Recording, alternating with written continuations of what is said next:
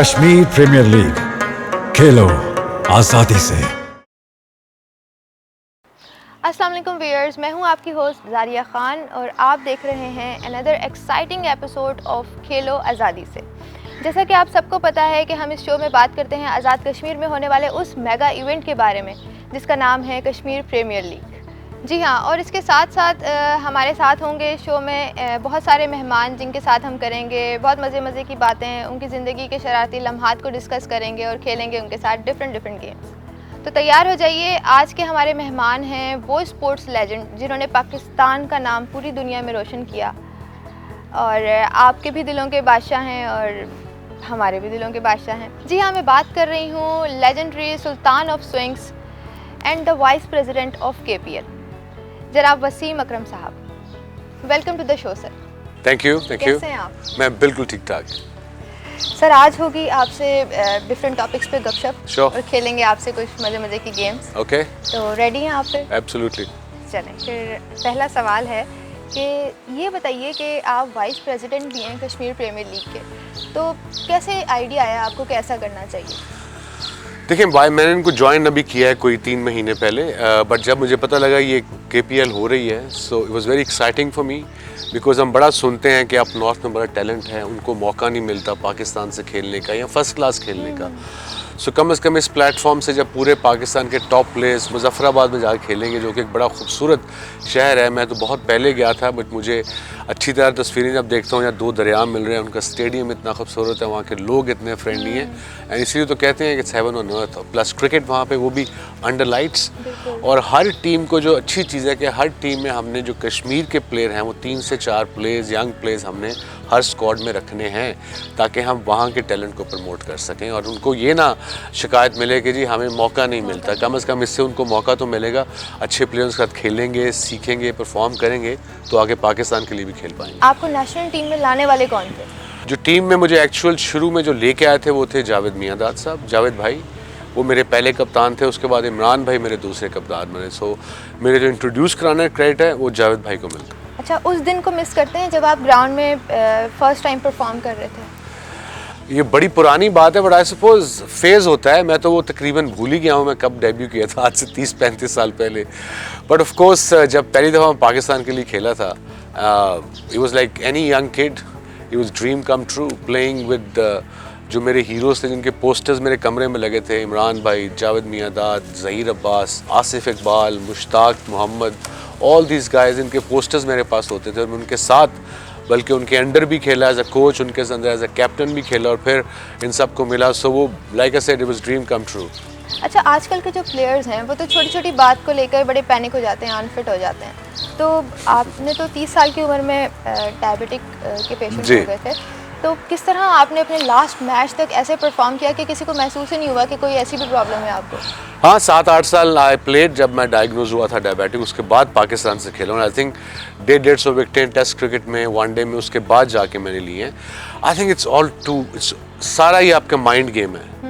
Mind में अगर आपने एक्सेप्ट कर लिया कि आप हार जाओगे तो आप 99% आप हार ही जाओगे। सो जो विनर होते हैं ज़िंदगी में किसी भी फील्ड में ले लें आप, वो हमेशा पॉजिटिव होते हैं। चाहे कोई भी प्रॉब्लम आए, कोई भी सिचुएशन आए, उसको हैंडल करना है और उसके साथ मूव ऑन कैसे करना है, उसको ब्लेम नहीं करना।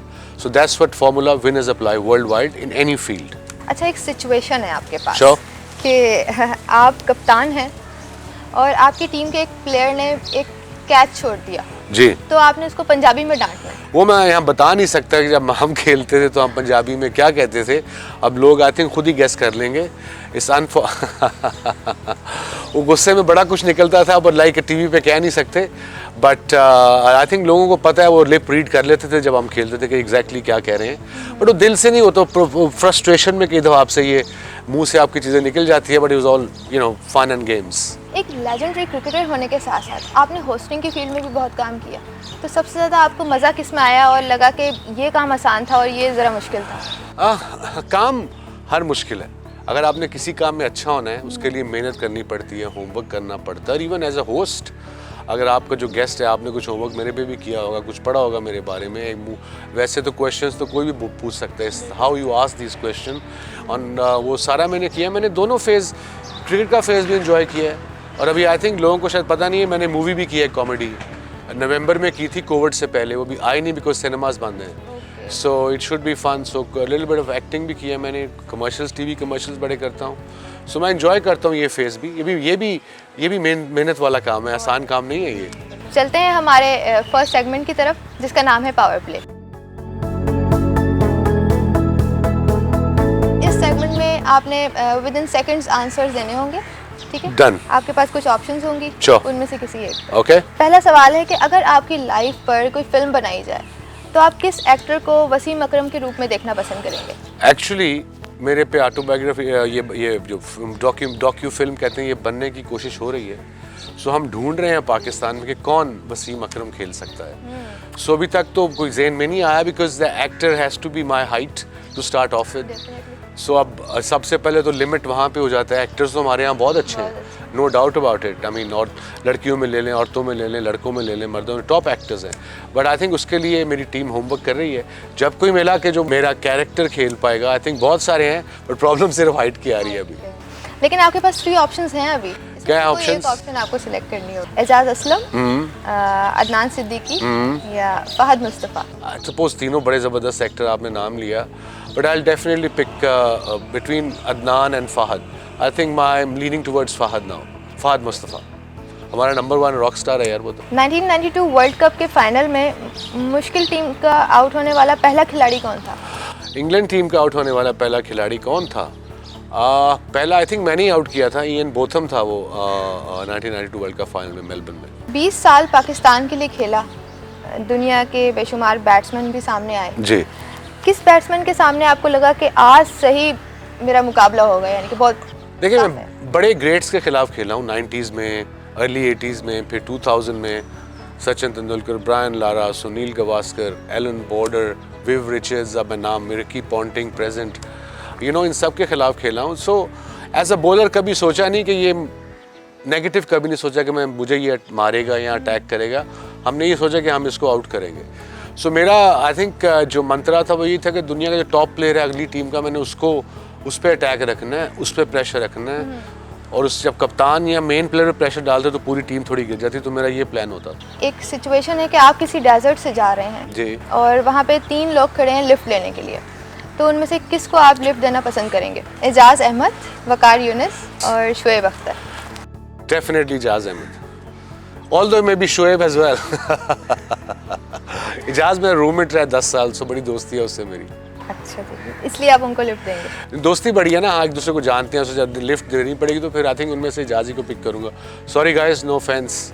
आपने लेजेंड्स के साथ भी खेला जी, और यंगस्टर्स के साथ भी खेला, कौन सा प्लेयर आज भी आपका बहुत अच्छा दोस्त है? वर्ल्ड वाइड मेरी सबसे दोस्ती है। ऑस्ट्रेलिया में मैं जब मैं जाता हूँ, मेरे घर के साथ वहाँ शेन वॉर्न का घर है, उससे रेगुलर मिलता हूँ।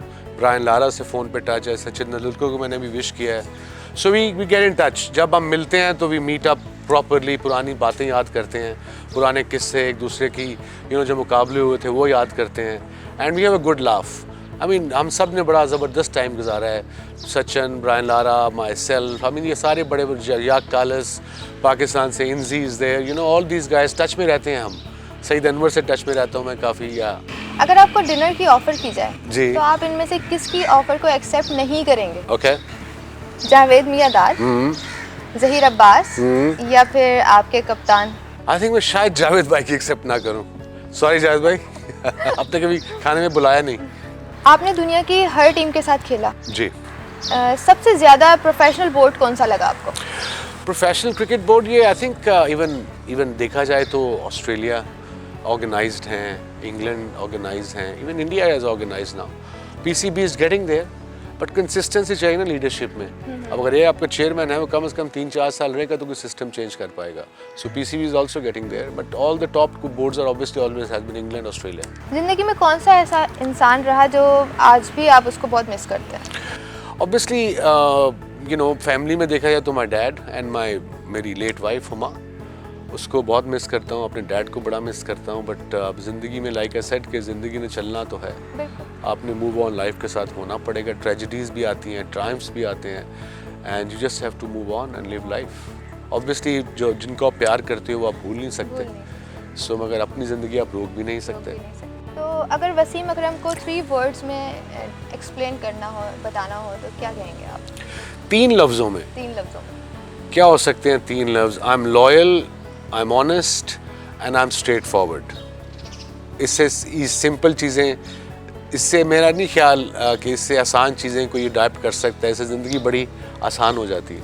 लॉयल्टी बड़ी ज़रूरी है ज़िंदगी में। लॉयल्टी बहुत ज़रूरी है। लाहौर से आपने क्रिकेट का आगाज़ किया, उसके बाद आप कराची में आबाद हो गए। जी। तो लाहौर की वो गलियां याद आती हैं जहाँ से क्रिकेट का आगाज़ किया था आपने? हम बिल्कुल मजंग की गलियाँ जहाँ पे गेंद गंदी नाली में गिरता था, उठा के शुरू हो जाते थे। फिर वहाँ की सड़कों पे बाहर, फिर बारिश में सड़कों पे, फिर वो यूनिवर्सिटी ग्राउंड थी मजंग से आगे जाके।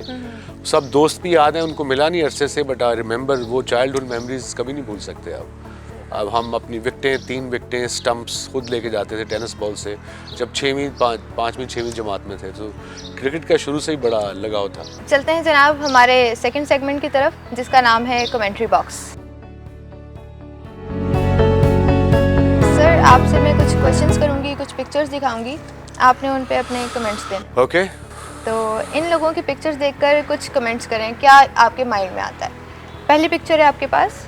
बिल्कुल, ये जो तस्वीर है इनकी देख के, जो ये पर्टिकुलर तस्वीर है अपने प्राइम मिनिस्टर साहब की, इमरान भाई की, देख के मुझे मिड 80s याद आता है, 87 इंग्लैंड टूर याद आता है, और याद आता है एक बड़ा हैंडसम बंदा था, है बल्कि, मगर 80s 90s में तो मैंने तो उनके साथ बड़ा टाइम गुजारा है। सो आई कुड सी, मैं देखता था कि कैसे दुनिया इनके पीछे आती है हर क्रिकेट मैच में। तो बच्चा था 20 सालों का, बट आई थिंक मैंने ऐसा हैंडसम क्रिकेटर देखा नहीं है दुनिया में। Second option. I think one of the most respected and versatile actress of Pakistan industry, और आई सपोज इसने अपना करियर फिल्म का, रीमा ने मेरे साथ ही शुरू किया था। मैंने अपने क्रिकेट का शुरू किया, इनकी फिल्मी दुनिया में आई। Very well spoken and obviously on top of that being a top actress. Next. Bilawal Bhutto साहब, अगेन डायनामिक यंग लीडर हैं पीपल्स पार्टी के, पॉलिटिक्स में अब सीख रहे हैं बड़ी तेज़ी से। एंड अगेन यूथ है पाकिस्तान की, आगे पाकिस्तान को नहीं लोगों ने लीड करना है। So he is one of the most prominent politicians in Pakistan now. अच्छा, ये बताएं क्रिकेट ग्राउंड का कौन सा लम्हा यादगार है जो आज तक हर लम्हे पर भारी है? देखिए, इतनी साल क्रिकेट खेली है, एक लम्हा जो याद स्ट्रेट अवे आता है जब कोई ऐसे पूछता, तो वर्ल्ड कप फाइनल ही याद आता है। वो 2 विकेटें जो एलन लैम और क्रिस लुइस की ली थी, बिकॉज बड़े मैचेस खेले हैं, बट वर्ल्ड कप फाइनल, वो भी अगेंस्ट इंग्लैंड, वो भी ऑस्ट्रेलिया में, वो भी पाकिस्तान में, रमज़ान, पूरा पाकिस्तान देख रहा था, पाकिस्तानी ओवरसीज़ जो थे वो देख रहे थे। So that was definitely the moment of my cricketing career. कोई ऐसा ख्वाब जो आपको लगता हो कि अभी भी पूरा होना बाकी है? नहीं, अगर मैं ये सोचूंगा तो इसका मतलब मैं बड़ा लालची इंसान हूँ। अल्लाह हैज़ बीन वेरी काइंड, हर चीज़ उसने दी है, दिल खोल के दी है। सो मैं बड़ा खुश हूँ, सेटिस्फाइड हूँ और ज़िंदगी को एंजॉय कर रहा हूँ। बतौर वाइस प्रेसिडेंट ऑफ केपीएल, जी, क्या उम्मीदें वाबस्ता हैं आपकी इससे? I am very excited actually. Domestic league Pakistan में ऐसा किसी ने कराया नहीं, ऊपर से ये कश्मीर में हो रही है। मैं जा रहा हूँ, लुकिंग फॉरवर्ड हूँ कि मैं जाके वहाँ 1 हफ्ता 2 गुजारूंगा, उनके लोगों से मिलूँगा, वहाँ की खूबसूरती देखूँगा, वहाँ की हॉस्पिटैलिटी देखूँगा, और मोस्ट इम्पॉर्टेंटली जो वहाँ का टैलेंट है, जिनको कहा जाता है कि चांस नहीं मिलेगा, इससे उनको एक प्लेटफॉर्म मिलेगा जहाँ से वो आगे अदर फर्स्ट क्लास खेल सकेंगे या फिर पाकिस्तान टीम में आ सकेंगे। सो ये मेरे लिए ज़्यादा एक्साइटिंग टाइम। तो जाने से पहले हमारे व्यूअर्स के लिए कोई अच्छा सा पैगाम? नहीं जी, व्यूअर्स के लिए पैगाम है, बड़ी एक्साइटिंग टाइम्स हैं केपीएल के लिए, ये जो लीग आ रही है। और like I said little while ago कि जो कश्मीर के बच्चे हैं, ये टैलेंट है, देखता हूँ कि किस में कितना दम है। आपसे मिलेंगे इंशाल्लाह वहाँ अगस्त में। Okay viewers, that was all for today in KPL खेलो आज़ादी से। इसके साथ साथ अब दीजिए मुझे इजाज़त और रखिएगा अपना बहुत सारा ख्याल। मिलेंगे एक नए एपिसोड में एक नए मेहमान के साथ और करेंगे उनके साथ ढेरों बातें। जब तक के लिए रखिए अपना बहुत सारा ख्याल और खेलो आज़ादी से।